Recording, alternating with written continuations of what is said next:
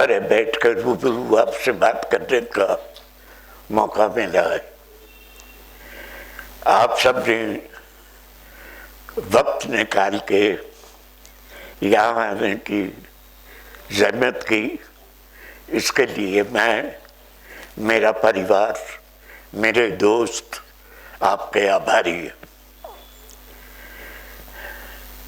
मैं एक तरह से समझता हूँ कि ये जिंदगी का लंबा सफर सफल हो गया है। आप सबको एक साथ अपने सामने अपनी आंखों से देखकर मैं नहीं जानता कि इस तरह के कितने मौके मुझे और मिल सकेंगे, लेकिन मिल सकें तो आपका आशीर्वाद है, न मिल सके तो कोई गिला नहीं, क्योंकि जिंदगी में बहुत कुछ करने का मौका मिला है। और जहाँ जहाँ अपने सुनने वालों के लिए या टेलीविज़न का प्रोग्राम देखने वालों के लिए कोई खिदमत कर सके तो उस बात का इत्मीनान है और कोई मलाल दिल में नहीं है। आप आए हैं तो जन्म सफल हो गया।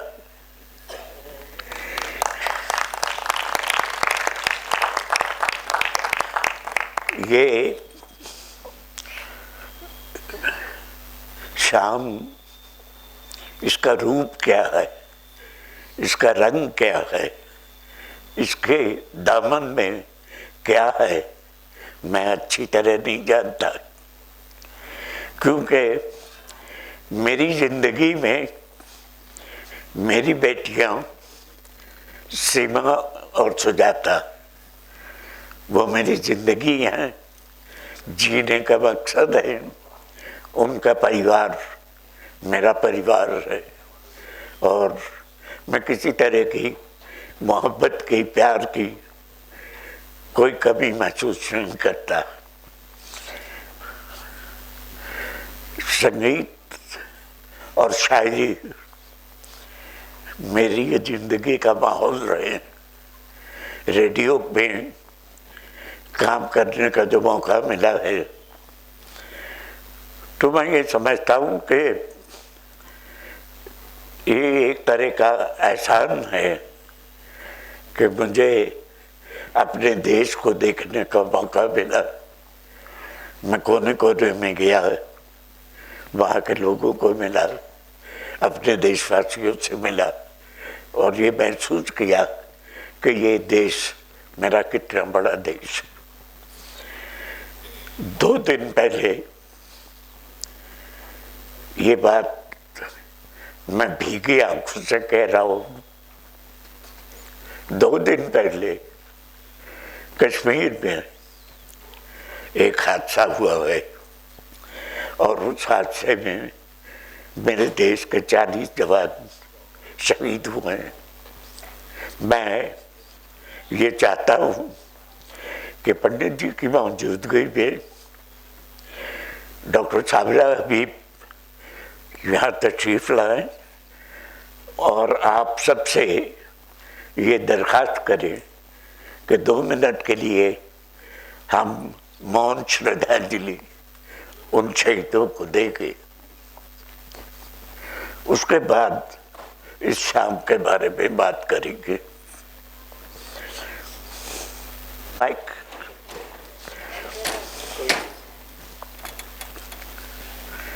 मैं शर्मिंदा हूँ कि मैं खड़ा नहीं हो सकता।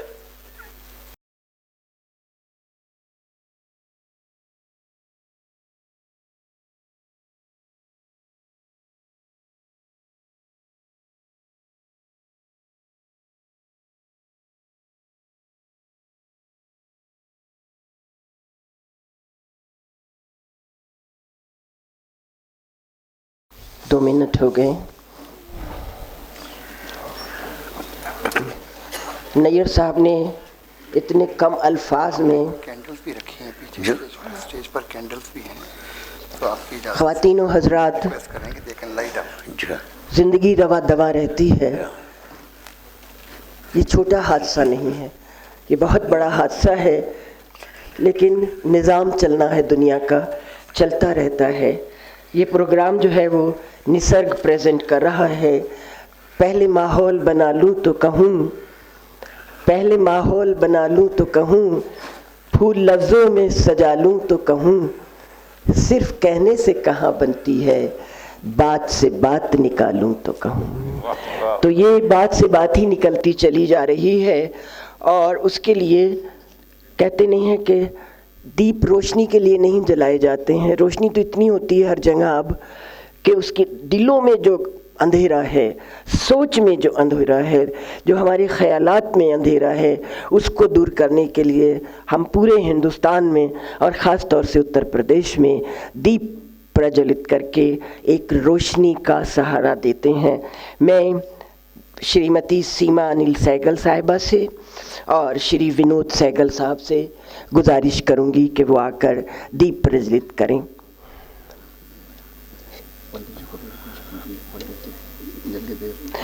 जी ये बुला लेंगे। के साथ श्री यज्ञदेव पंडित जी बैठे हैं, मैं उनसे गुजारिश करूंगी कि वो स्टेज पर आके दीप जला के इसकी रौनक बढ़ाएं।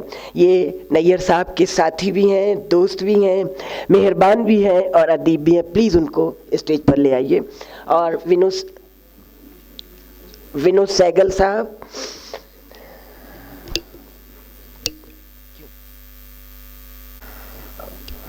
42 नहीं है, 49 हो गए हैं। हाँ नहीं जी, विनोद साहब आ गए, तशरीफ़ ले आए। सीमा जी आप स्टेज पर आ जाइए। और उनके जिसकी अभी बेटियों की तारीफ़ की है, बेटियां भी, दामाद भी बेटियों से कम नहीं हैं, वो भी बेटे हैं। मैं सीमा सागर साहिबा से, सुजाता सहाय से और राजीव सहाय से और मिस्टर सागर से गुजारिश करूंगी कि आके रोशनी जलाएं प्लीज़। पहले ही बहुत टाइम हो गया है, अब ज़रा थोड़ी सी तेज़ी आना चाहिए। आइए, एक दीप तुम जलाओ, एक दीप हम जलाएं, एक दीप तुम जलाओ, एक दीप हम जलाएं, कुछ अंधेरा तुम मिटाओ, कुछ अंधेरा हम मिटाएं।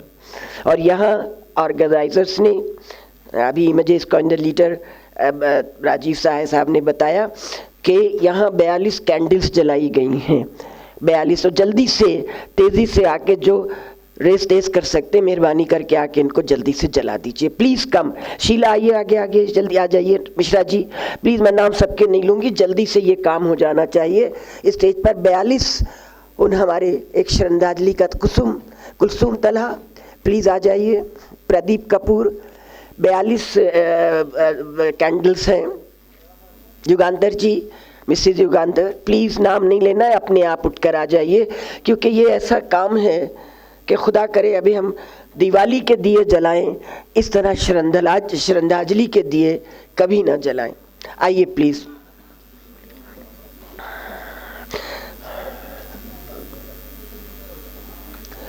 आप लोग जो स्टेज पर खड़े हैं, आप लोग भी आ जाइए जल्दी से, 42 जल जाए तो और रोशनी थोड़ी हो जाए, मगर इस दुआ के साथ कि हमें कभी श्रद्धांजलि, प्लीज़ आ जाइए आप लोग सब। ये बहुत अच्छा आइडिया है कि एक दीप तो जल गया, लेकिन उसके साथ साथ 42 दीप और रोशन हो जाएं, इस दुआ और इस उम्मीद के साथ कि हम सिर्फ अब दिवाली के दिए जलाएंगे, श्रद्धांजलि के नहीं जलाएंगे।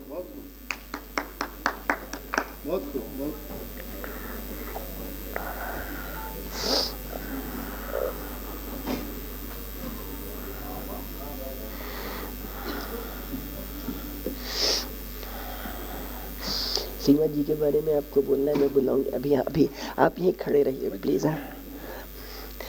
जलाइए, जल्दी जलाइए। बहुत ज़्यादा आपकी मोहब्बत में आ गए।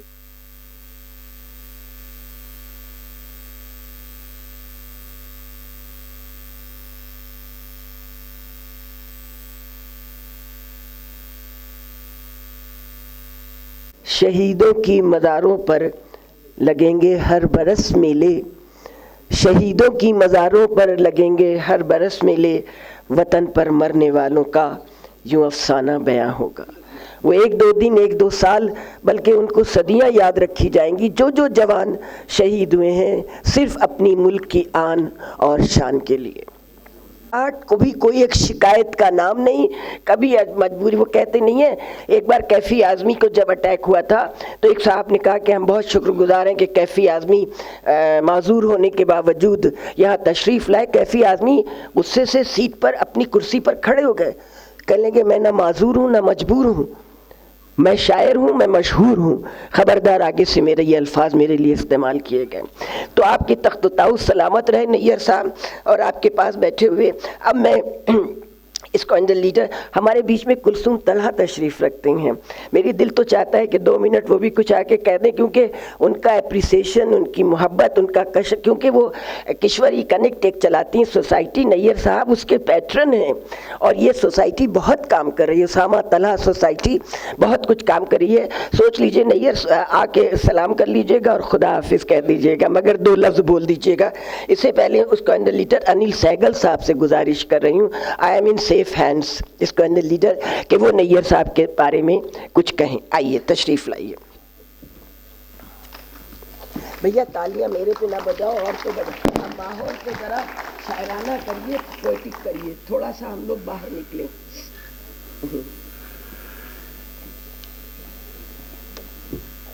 लखनऊ में जब हम आते हैं तो सबसे खूबसूरत बात हमें, मेरे जैसी शख्सियत को ये लगती है, जब जगह जगह मैं लिखा पाता हूँ मुस्कुराइए आप लखनऊ में हैं। ये बड़ी अच्छी आप कह सकते हैं तालीम है, सोच है। और जैसा इन्होंने कहा, अगर आप प्रोग्राम किसी में भी शामिल हों, खा वो आज की शाम हो, खा वो कोई और प्रोग्राम हो जहाँ पर आप जाएं और उनकी रौनक बढ़ाएं, तो ये महसूस ज़रूर होना चाहिए कि आपकी मौजूदगी आपकी तालियों से बाकायदा दर्ज रहे। ये मेरी हमेशा, जैसे मुस्कुराना बहुत ज़रूरी है, किसी भी प्रोग्राम में मौजूद होते वक्त तालियां बजाना मेरे ख़्याल में हमारी तहज़ीब का बहुत ज़रूरी हिस्सा है। मैं जम्मू कश्मीर का रहने वाला हूँ, लेकिन मेरी ज़िंदगी में, मेरी तरबियत में उत्तर प्रदेश का बहुत बड़ा हाथ रहा है। पहले गुरु जो मुझे मिले, जिन्होंने मुझे अच्छा स्टूडेंट, अच्छा विद्यार्थी बनाया, वो इलाहाबाद के परशुराम पांडे जी थे।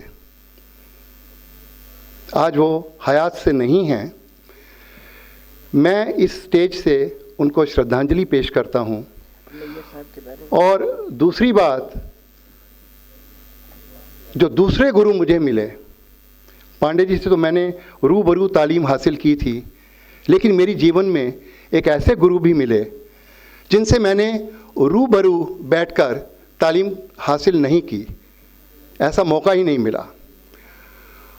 उस गुरु को मैं सिर्फ ऑल इंडिया रेडियो के माध्यम से सुना करता था, और जब जब उनकी आवाज़ को सुनता था तो उसका जादू मेरे जहन पर इस कदर तारी हो जाता था कि मेरे मन में आता था कि मैं उनका लहजा, उनका लबो लहजा, उन जैसी शादाब तबीयत, बातचीत करने का सलीका और सामने वाले को खुदा बना देने का हुनर काश मैं भी सीख पाऊँ।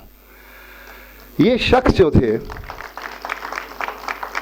ये जब गुफ्तगू करते थे all India radio Urdu service के प्रोग्राम में, इंटरव्यू हुआ करते थे, हम सब तालिबे इल्म थे और बड़े हैरानगी से मैं सुनता था कि ये शख्स कैसा शख्स है।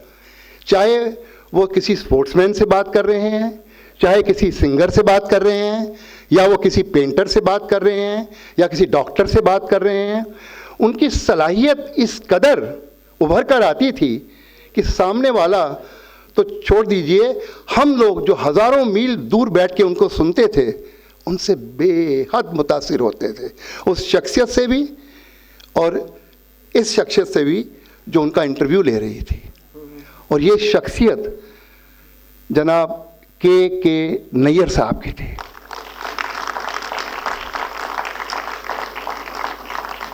जैसा मैंने आपसे कहा, पांडे जी से मैंने रूबरू तालीम हासिल की, लेकिन नैयर साहब से मेरा रिश्ता वही है जो एकलव्य का द्रोणाचार्य से था। उस हक से मैं इनको उनसे भी ज़्यादा सम्मान देता हूँ कि इनकी आवाज़ के ज़रिए मैं सीख सका। और बाद में ऑल इंडिया रेडियो से मैं इतना जुड़ गया था कि मेरा जो रिश्ता आज की तारीख में तकरीबन 50 साल का हो चुका है। और उस दौरान ऐसा लोग कहते हैं कि मैंने भी काफ़ी हद तक अच्छे इंटरव्यूज़ किए, अच्छी टॉक्स की, अच्छे अफसाने पढ़े, कुछ पोइट्री पढ़ी। ये सारा हुनर हम जब सीखते हैं तो हम देखते हैं कि एक शख्सियत की सिर्फ आवाज़ सुन के अगर हम इतना सीख सकते हैं, तो मैं सोचता हूँ कि काश मुझे ये मौका मिला होता कि मैं जनाब के नैयर साहब से रूबरू मिल के तालीम हासिल करता, तो शायद मेरी शख्सियत में 4 चांद ना सही 2 चांद तो ज़रूर लग जाते हैं। ये मुझे बार बार कह रही हैं कि ये बस कर दीजिए। नहीं, 7:30 हो गए। मैं माजरत चाहता हूँ, लेकिन ये बहुत कुछ बोला जा सकता है। कहता हूँ कि मैं उनसे तालीम याफ्ता स्टूडेंट हूँ उनका। और ये चीज़ें जो हैं मैं आज भी समझता हूँ, जब वो बोलते हैं तो मैं बड़े ध्यान से पिछले 2 दिन से सुन रहा हूँ, और बहुत सी चीज़ें मैंने अपने दिमाग में, अपने जहन में नोट कर ली हैं, वो सीख ली हैं कि क्या क्या खामियां हैं मुझसे बात करने में या माइक्रोफोन से दोस्ती करने में, कि जो दोस्ती इनकी है माइक्रोफोन से, काश वो मेरी भी हो जाए। तो ये सारी चीज़ें जो हैं एक शख्स के अंदर इतनी सारी कैसे हो जाती हैं, ये ऊपर वाले की मेहर होती है। और उनकी मैं समझता हूँ कि बहुत उनके वालिदैन की, उनके गुरुओं का आशीर्वाद उनको मिला, और हम आप सब जैसे दोस्त अहबाब हैं, उनकी मोहब्बत उनको मिली, और उनकी तरबियत इन्हीं चीज़ों से हुई। मैं आज आप सब के सामने उनको नमन करता हूँ और प्रणाम करता हूँ कि हे द्रोणाचार्य, मेरे जैसे एकलव्य आपको और भी मिलें, और मैं दुआ करता हूँ कि उन सारे एकलव्यों को आप जैसे द्रोणाचार्य भी ज़रूर मिलें। नमन है आपको।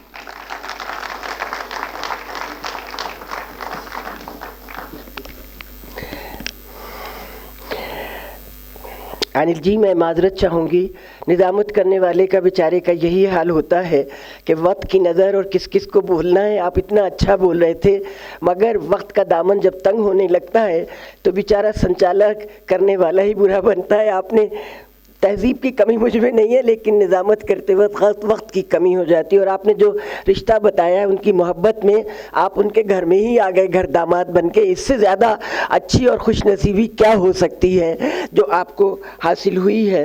प्रदीप कपूर भी, मैं सबको बुला इसलिए नहीं रही हूँ क्योंकि 2 लफ्ज़ कहे जाते हैं, वरना खाली नैयर साहब के बारे में आप जो बोले थे, आप अकेला ही 2 घंटे बोल सकते थे ना। कुलसुम, आप बोलिएगा?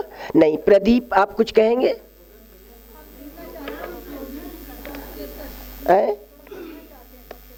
सुनना चाहते हैं? आइए प्रदीप। अच्छा, ठीक है, सुनना सब चाह रहे हैं। तो एक फेलिसिटेशन है और उसके बाद प्रोग्राम शुरू होता है। श्री यज्ञदेव पंडित, मैं अनिल जी से और राजीव से गुजारिश करूंगी कि जो उनके साथी, दोस्त, मेहरबान अदीब हैं, वो उनको वहीं पर फेलिसिटेट करें। बार बार उनको स्टेज पर जहमत नहीं दी जाएगी। Great.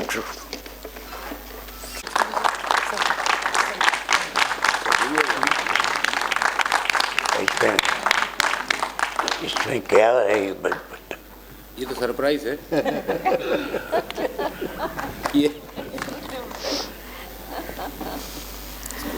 के मुंबई से तशरीफ़ लाई हैं, और जनाब विनोद सहगल साहब जो अम्बाला से तशरीफ़ लाए हैं। इससे पहले कि प्रोग्राम शुरू हो, मैं साथिंदों से गुजारिश करूंगी कि उनके फ़न को, इन दोनों के कलाकारों, फ़नकारों के फ़न को 4 चांद लगा रहे हैं, सारंगी संभाले हैं जनाब विनोद मिश्रा जी।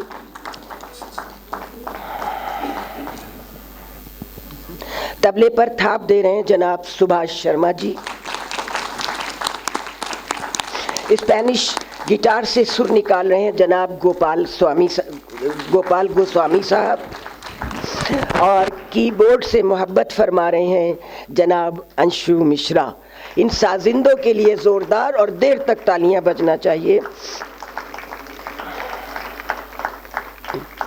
मैं तो बस इतना, आइए अब रूबरू होते हैं इन फनकारों से। मैं तो बस इतना कहूँगी सीमा जी के लिए भी और विनोद जी के लिए भी कि सोच रखती हूँ मगर साज कहाँ से लाऊं, सोच रखती हूँ मगर साज कहाँ से लाऊं, शेर कहने का ये अंदाज कहाँ से लाऊं, अपने अल्फाज से दुनिया को डिबो सकती हूँ, तेरी जैसी मगर आवाज़ कहाँ से लाऊं, तेरी जैसी मगर। तो ये आपकी आवाज़ है। मैं सीमा जी के बारे में कुछ नहीं बताऊंगी क्योंकि उनके शौहर जो कि उर्दू अदब के भी चाहने वाले हैं, म्यूज़िक के भी चाहने वाले हैं, संगीत के, आके थोड़ा सा आपके बारे में उन्होंने खुद रिक्वेस्ट की थी। सहगल साहब आइए। स्कॉर्नर लीडर अनिल सहगल साहब सीमा जी के बारे में, जो उनके शौहर इनामदार भी हैं और उनके सबसे बड़े पेशकार और उनके फ़न में सबसे ज़्यादा साथ देने वाले हैं। और बीच में ये जो हादसा हो गया पुलवामा का, तो नैयर साहब से इजाज़त लेते हुए, और ये उनका ही मशवरा भी था कि खिराज अकीदत के तौर पर कुछ दूसरा कलाम भी सीमा सुनाएं। देखिए, ये जो वारदात हुई है ये हम सब के लिए दुखद है। मैं बुनियादी तौर पे भारतीय वायुसेना का अधिकारी हूँ और मैं देश के और सेना के इस दुख को शायद आपसे बेहतर महसूस कर रहा हूँ, ज़्यादा महसूस कर रहा हूँ।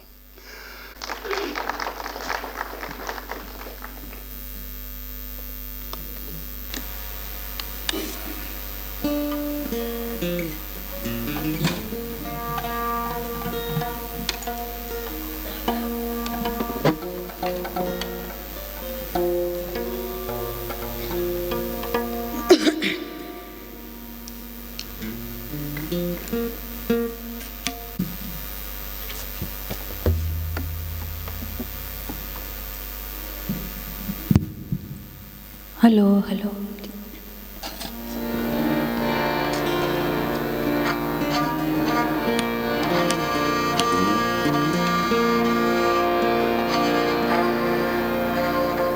आप सब गुनीजनों से, बड़ों से इजाज़त चाहती हूँ, जो भी मैं पेश करती हूँ।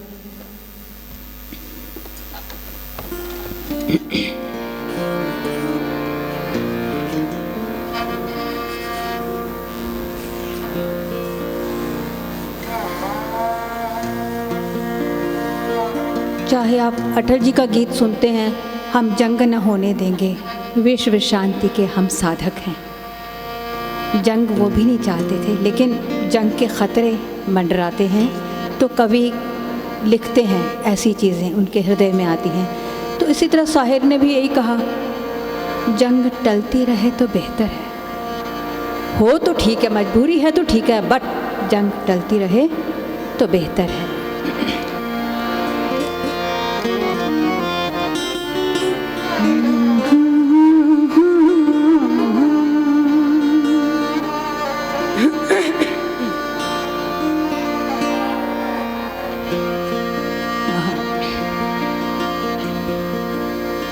फिराक गोरखपुरी कहते हैं, एक बार खुदा भी देखे उन्हें,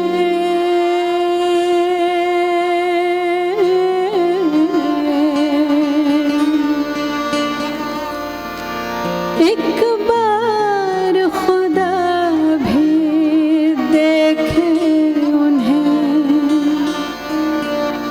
तो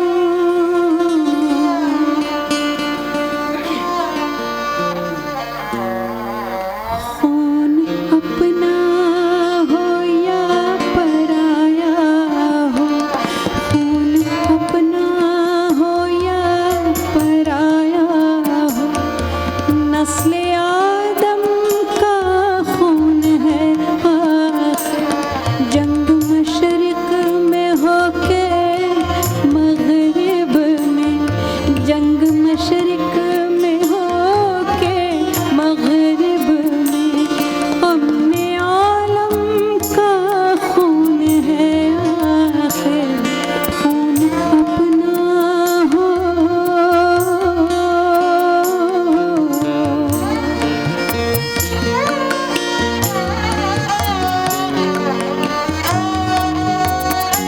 सारंगी लाउड कीजिए थोड़ा।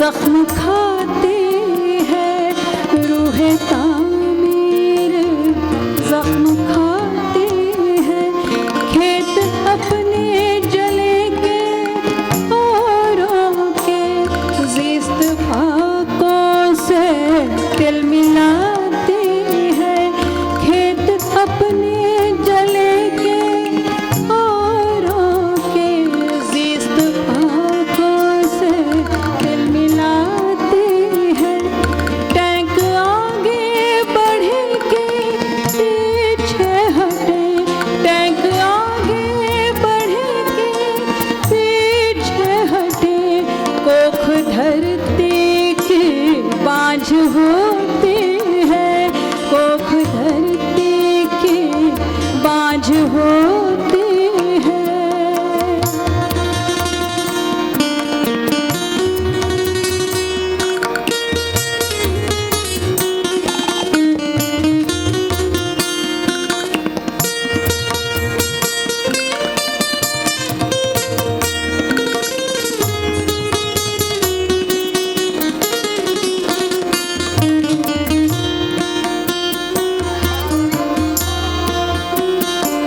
टैंक आगे बढ़े के पीछे हटे, कोख धरती की बाँझ होती है। फतह का जश्न हो के हार का सोग, जिंदगी मैयतों पे रोती है।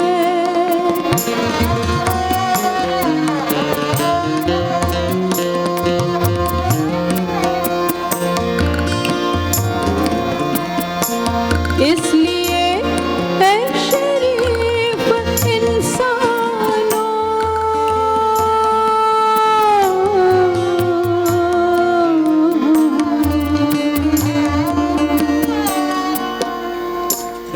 जंग टलती रहे तो बेहतर है, जंग टलती रहे तो बेहतर है, जंग टलती रहे तो बेहतर है। आप और हम सभी के आंगन में शम्मा जलती रहे तो बेहतर है।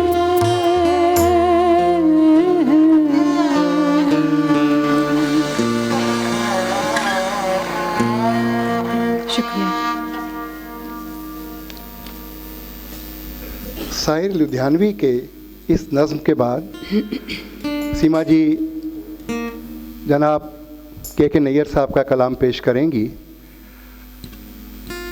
गीत, गज़ल, नज़्म, उसके कुछ बड़े खूबसूरत और हसीन मंज़र आप देखेंगे।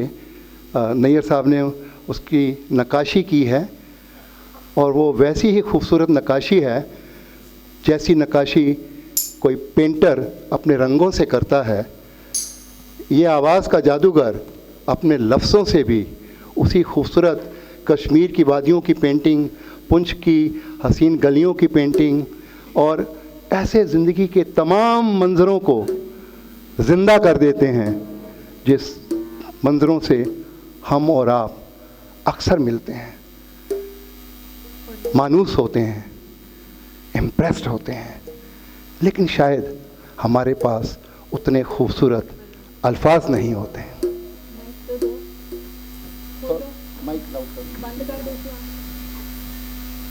हेलो, खोलो भैया। ये गीत मैं तभी गाऊंगी अगर नैयर साहब की छोटी बेटी सुजाता मेरे साथ आके गाएंगी। नहीं, आप आइए ना, जितना भी हो सकता है। हमारे घर का प्रोग्राम है, ये कोई बाहर का वो सब नहीं है। हम अपने आपस में बैठे हुए हैं और एक कर रहे हैं, जस्ट कम, थोड़ा आइए ना। हेलो, इनको एक माइक दीजिए।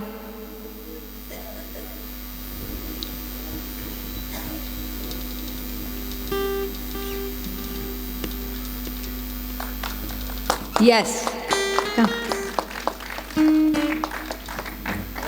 उनकी बड़ी बेटी भी आपको एक उनका बहुत मधुर गीत सुनाएंगी। वो भी बैठी हुई इंतज़ार में। उससे पहले हम कुछ थोड़ा गा लें। तो ये एक सावन रुत का गीत है जिसमें उल्लास है। ये उल्लास है जो हमें जिंदा रखता है। हम आगे दुखों के बावजूद आगे बढ़ते हैं।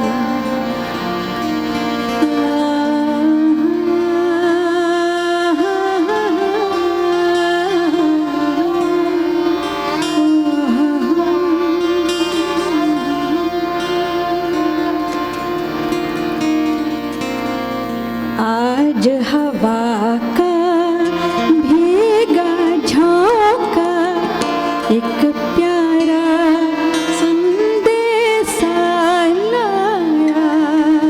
आज उमस का मौसम बीता, सावन आया, सावन आया। आज हवा का भीगा झोंका एक प्यारा संदेशा लाया।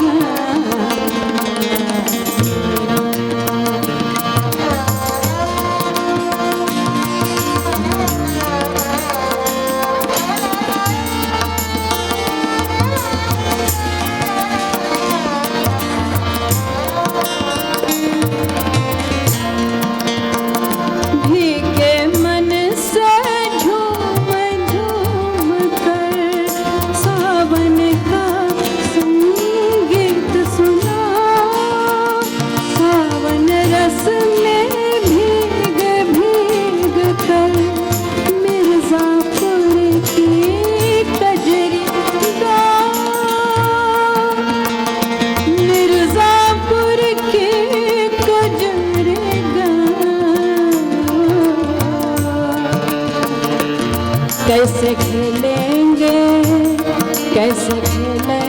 सावन में कजरिया, बदरिया घेर आए बनिया हो। कैसे खेलेंगे सावन में कजरिया, बदरिया घेर आए बनिया। सावन रस में भीग भीग कर मिर्जापुर की कजरिया, भीगे मन से झूम झूम कर सावन का संगीत सुना। बहुत दिनों तक तरसा है, बहुत दिनों तक दिल पर छाकर सावन आया, सावन आया, सावन आया, सावन आया,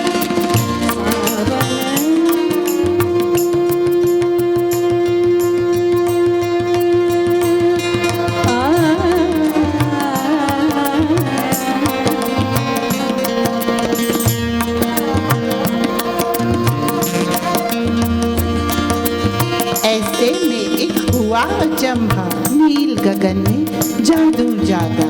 पूरब से एक बदली आई, पहले ठिठकी फिर शर्माई, फिर थिरकी और ठुमक ठुमक कर सावन की सरगम को छूकर मेघ जगाया, मल्हारों की ताने छेड़ी। रिम झिम की लय बांधी, बरसन लागे जल के मोती। झिलमिल झिलमिल चमकी ज्योति, आग बुझी धरती के दिल की। सावन आया, सावन आया। आग बुझी सावन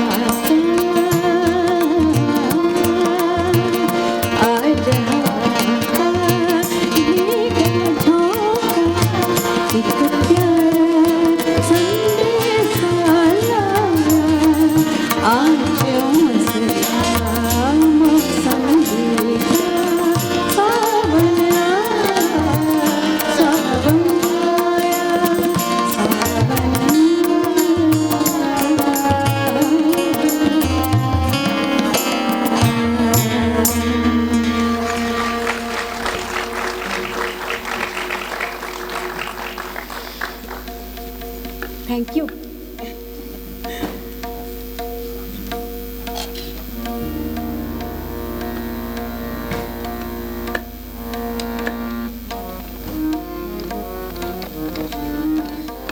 सामीन, आप सबके पास एक बड़ा ख़तरनाक हथियार है, हाँ, मोबाइल। जो सिंगर्स को, संगतकारों को और आपके जो आसपास दोस्त मेहरबान बैठे हैं उन सबको परेशान कर सकता है। शायरा दी, आप कहाँ बैठी हैं? उसका बड़ा सिंपल सा तरीका है, इसमें एक बटन होता है, उससे ही ऑफ हो जाता है, और एक कहते हैं एयरप्लेन मोड।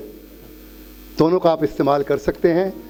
गुजारिश है कि आप ऐसा कर लीजिए, क्योंकि मुझे ऑडियंस से किसी ने कहा कि ये गुजारिश मैं ऑडियंस की ओर से भी कर दूं, मेरी तरफ से तो है ही गुजारिश, please switch off your mobiles.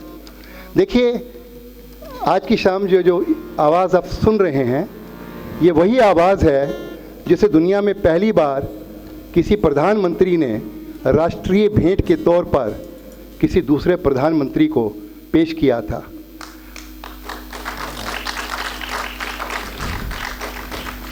Atal ji 99 में जब लाहौर बस यात्रा में गए थे, तो सीमा जी का एल्बम सरहद लेकर राष्ट्रीय भेंट के तौर पर वहाँ गए थे, और बाद में इसी कार्य के लिए हार्वर्ड यूनिवर्सिटी ने उन्हें अपने प्रांगण में सम्मानित भी किया। ये हम सब के लिए गर्व की बात है, और ये हम सब के लिए गर्व की बात है कि इतना अकीदत से भरा सिंगर इतने अच्छे गीत नैयर साहब के लिखे हुए आप तक पहुंचा रहा है। लीजिए, लुत्फ उठाइए। इसलिए नहीं कि नैयर साहब ने लिखे, इसलिए कि ये मुझे मेरे अंदर चले गए जब मैंने इन्हें पढ़ा। जब कोई चीज़ हम पढ़ते हैं तो वो खुद ब खुद हमारे साथ चलनी शुरू हो जाती है। तो इनके जो गीत, इनकी जो गज़लें, हमें बहुत लेट हमें सब चीज़ें मिली। मुझे तो ये इल्म ही नहीं था कि ये इतना अच्छा लिखते हैं। तो जब इनकी बेटियों ने इनकी अलमारियों को खोल खोल के छांटना शुरू किया तो वहाँ से कितना सारा ख़जाना हाथ में लगा। अभी और भी बहुत है, इंशाल्लाह अगला जब हम प्रोग्राम करेंगे तो उसमें और भी बहुत सारी चीज़ें हम उनकी गाना चाहते हैं, ये अपने लिए गाना चाहते हैं। तो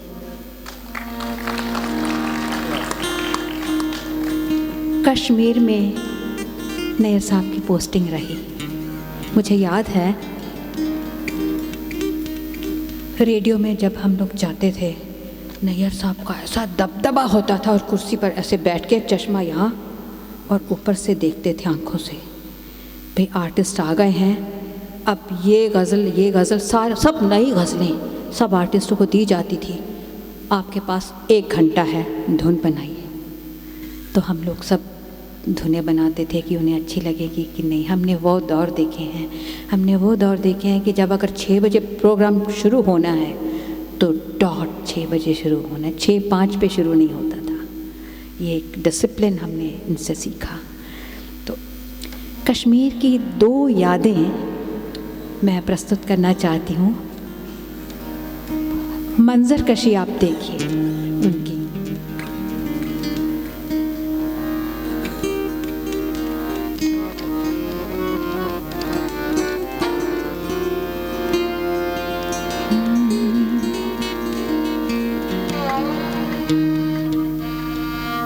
कल दूर दरख्तों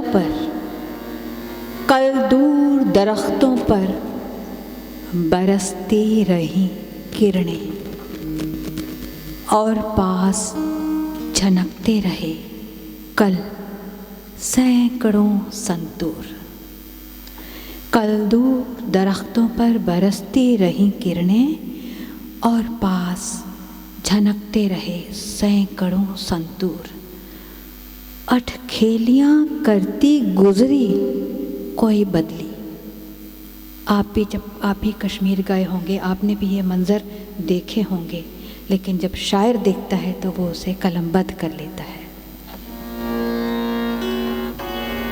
कल दूर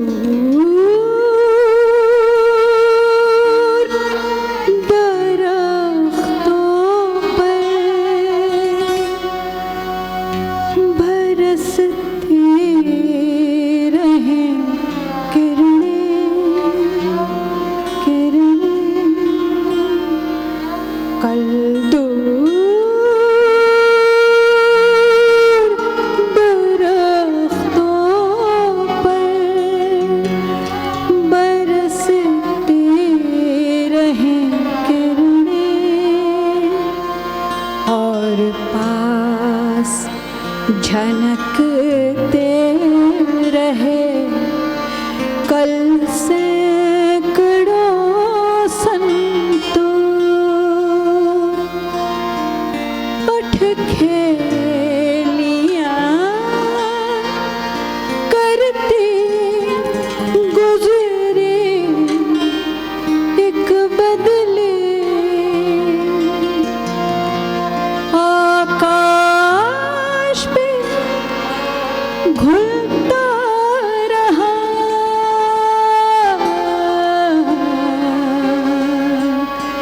कल शाम का संदूर। कल शाम का संदूर। आकाश पे घुलता रहा कल शाम का संदूर।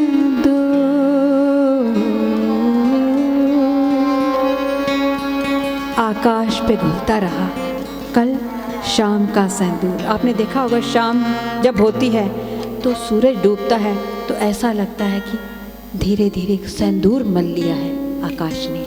तो ये दोस्तों एक मंजर कशी होती है जो सब महसूस करते हैं। इसी तरह एक और इनका छोटा सा 4 लाइनों की एक है।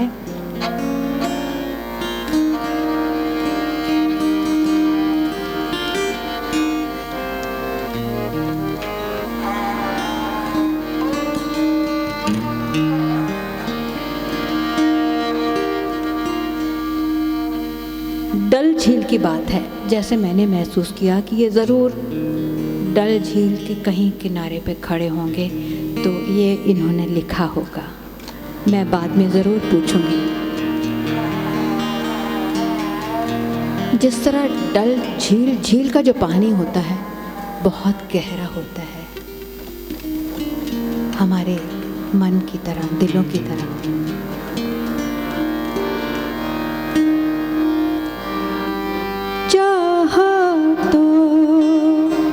बहुत जागे मगर सोई रहे झील,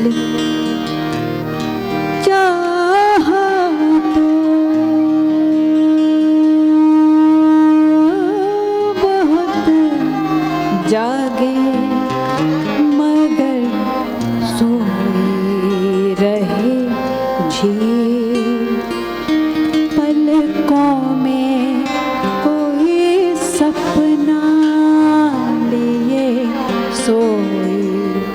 रहे झील, चाहा तो बहुत जागे मगर सोए रहे झील। पलकों में कोई सपना लिए खोए रहे।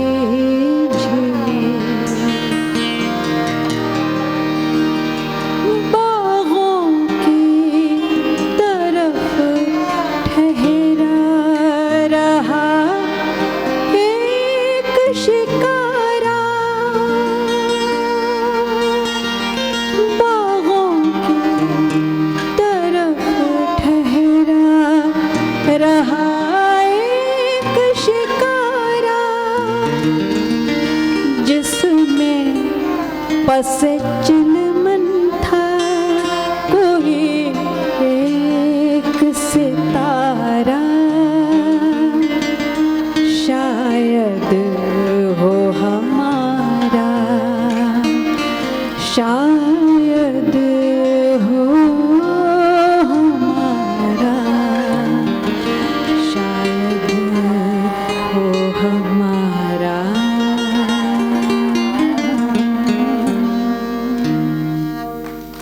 शुक्रिया आपका, बहुत बहुत शुक्रिया। देखिए इस मंज़र को वही समझ सकता है जो बहुत महसूस करता हो, जो बिल्कुल पोइट्री को जानता हो। तो ये मेरे दिल के बहुत करीब है ये मंज़र। तो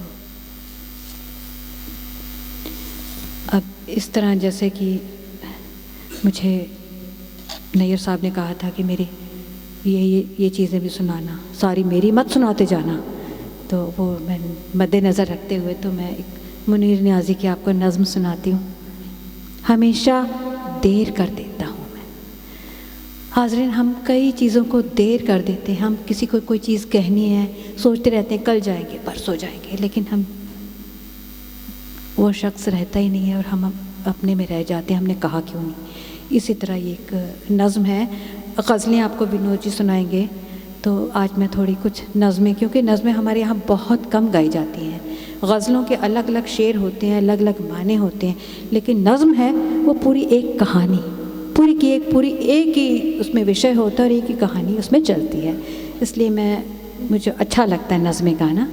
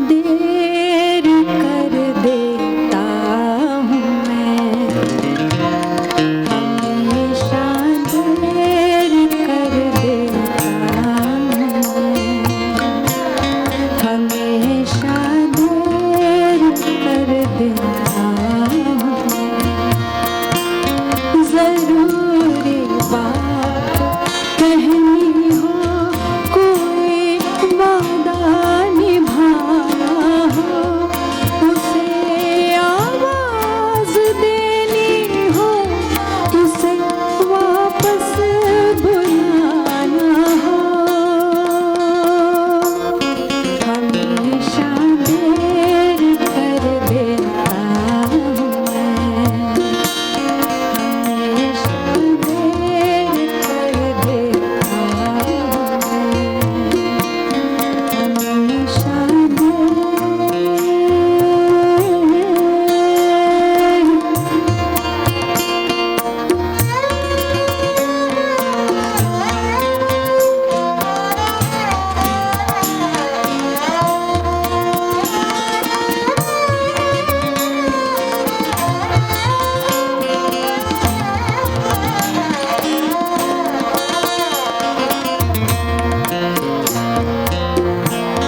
हमेशा देर कर देता हूँ मैं, ज़रूरी बात कहनी हो, कोई वादा निभाना हो, उसे आवाज़ देनी हो, उसे वापस बुलाना हो।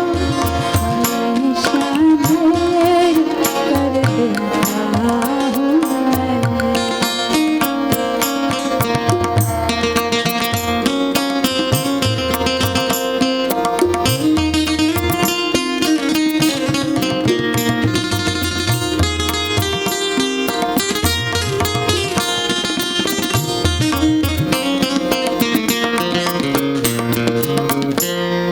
मदद करनी हो उसकी, यार को ढाढ़स बंधाना हो,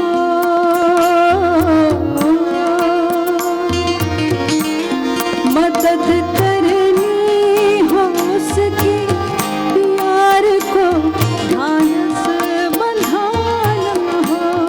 बहुत देरी ना रस्तों पर किसी से मिलने जाना हो,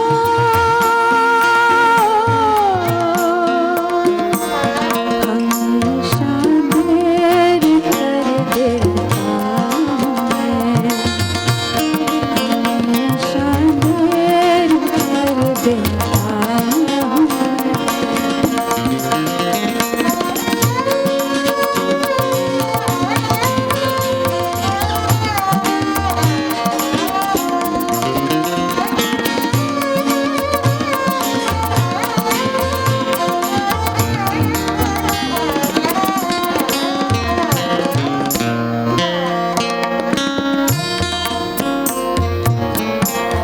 बदलते मौसमों की सैर में दिल को लगाना हो, बदलते मौसमों की सैर में दिल को लगाना हो, किसी को याद रखना हो, किसी को भूल जाना हो।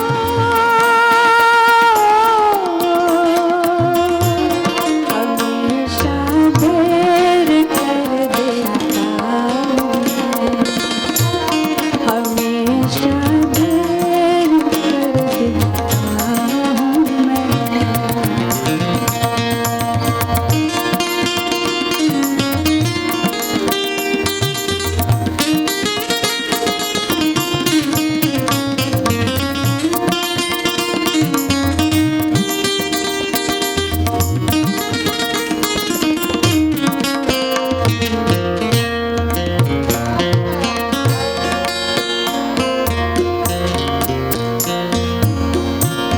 किसी को मौत से पहले किसी गम से बचाना हो,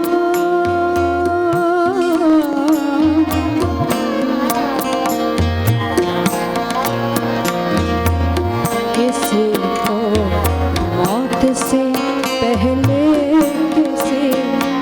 हमसे बचाना हो, हकीकत और थी कुछ उसको जाके ये बताना हो।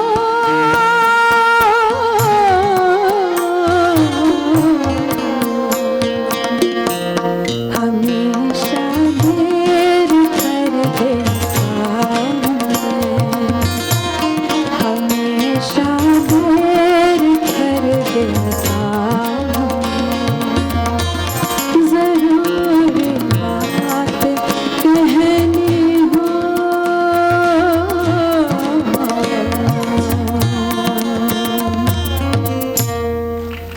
शुक्रिया है, बहुत बहुत शुक्रिया। बस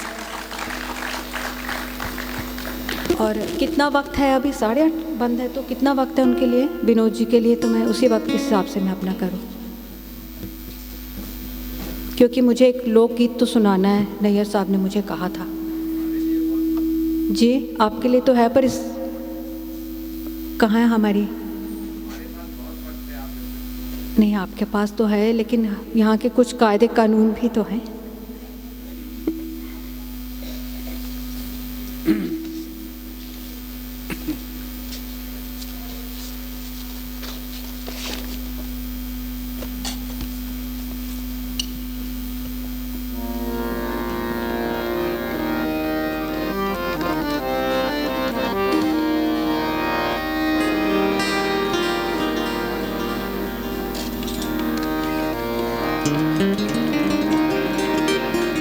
आज की शाम की सबसे बड़ी ख़ास बात यह है कि हमारी कोई रिहर्सल नहीं हुई है। हम लोग स्टेज पे सीधे ही, ये सब देखिए कितना अच्छा बजा रहे हैं, ये अपने आप बजा रहे हैं, हम लोग कोई बैठे नहीं हैं, बस एक दूसरे को देखा है, तो ये बहुत बड़ी बात है। ये देखिए, इनको पता ही नहीं हम क्या गाना चाह रहे हैं और क्या नहीं गा रहे हैं।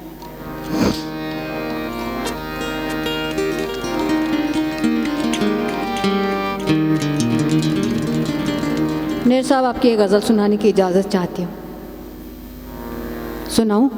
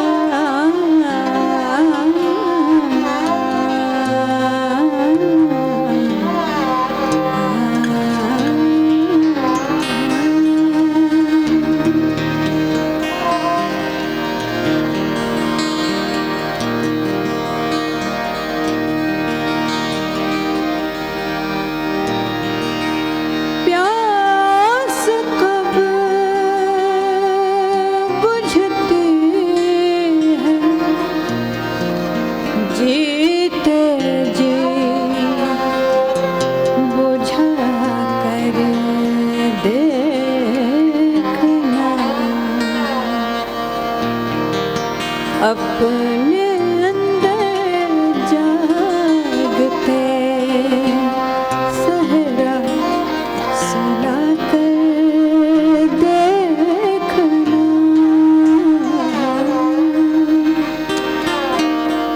प्यास कब बुझती है, जीते जी बुझा कर देखना।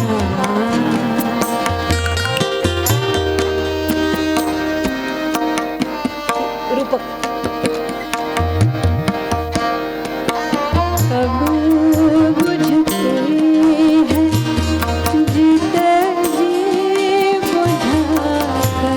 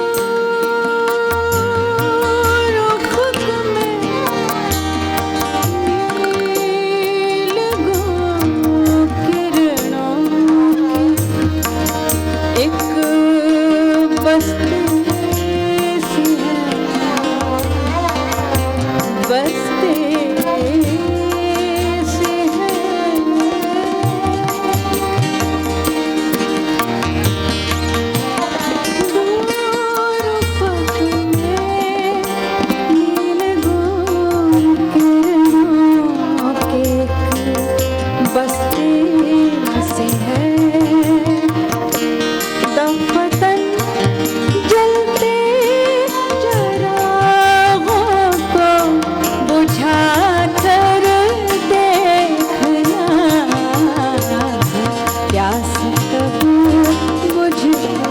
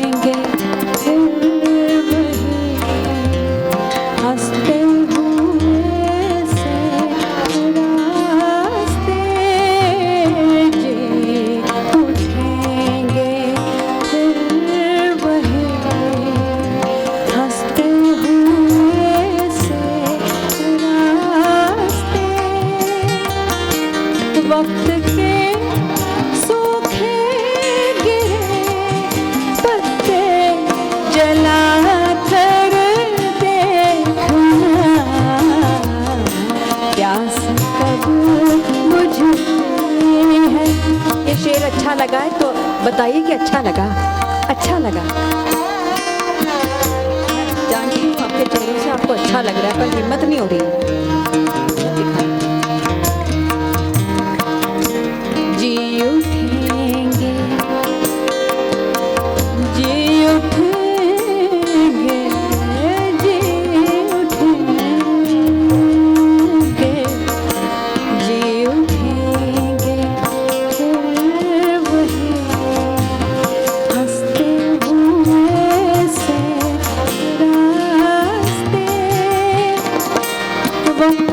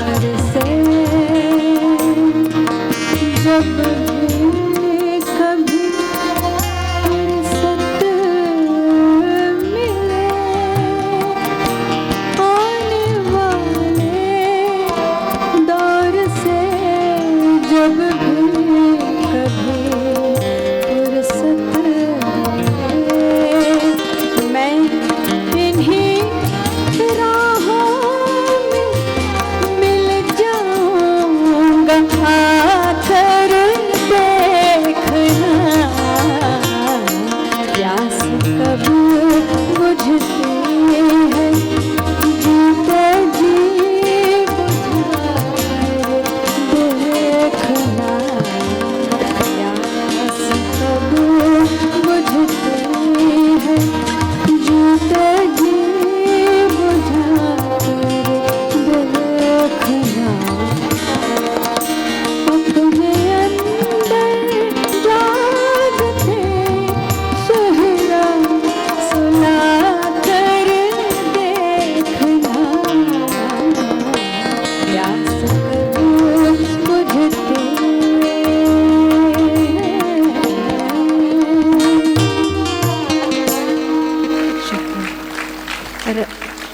लास्ट में जैसा नैयर साहब ने कहा था कि एक भैया पहाड़ी गीत ज़रूर गाना, क्योंकि तुम जम्मू से ताल्लुक़ रखते हो और मैं बड़े दिनों के बाद एक लोकगीत सुनूंगा। तो एक लोकगीत मैं प्रस्तुत करती हूँ, उसके बाद भैया कोई रहम थोड़ा। तो उसके बाद बड़ी बहन हमारी, उनका नाम भी सीमा है, मेरा नाम भी सीमा है। मैं सीमा सहगल हूँ, वो सीमा सागर है। तो वो आपको एक प्यारा सा गीत सुनाएंगी। तो उससे पहले मैं आपको एक लोकगीत पहाड़ी आप रंग लगाएं थोड़ा सा, जैसे हमारा वहाँ पहाड़ों पे ट्रेडिशनल गीत गाया जाता है, ठेठ पहाड़ों पर, वो मैं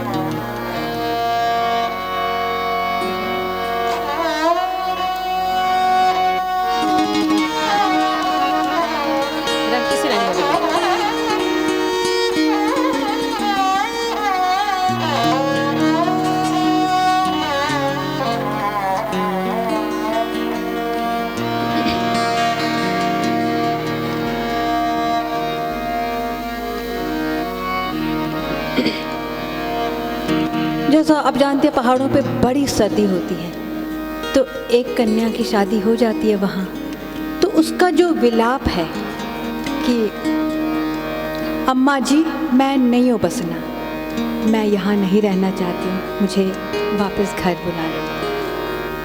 कम से कम आज की स्त्रियाँ भी थोड़ी थोड़ी ऐसे ही सोचती हैं कभी कभी, पर बिल्कुल पहाड़ों का एक रंग है जहाँ बैठ के हम लोग, वो लोग तो आँच जला के एक ऊपर स्वर लगाती हैं, एक बीच में और 3-4 लोग नीचे गाते हैं। और वो जो वहाँ हारमोनी जैसी क्रिएट होती है, वो मैं तो यहाँ नहीं कर पाऊँगी, लेकिन आपको एक रंग वहाँ का बताती हूँ जो बिल्कुल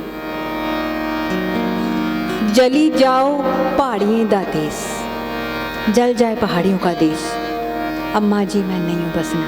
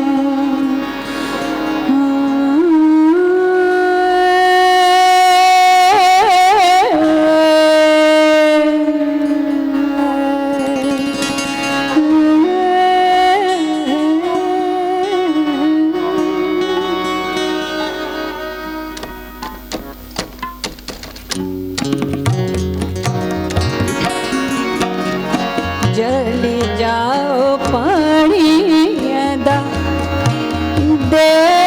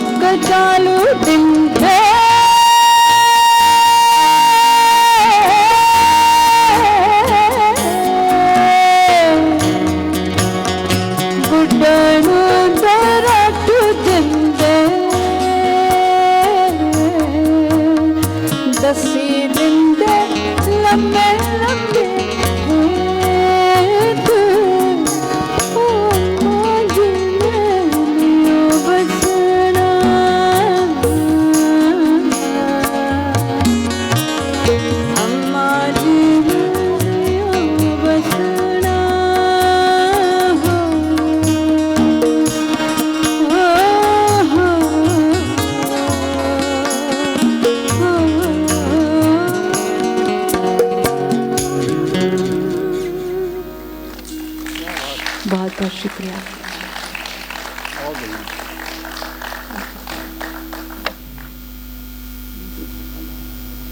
सीमा जी आप आइए।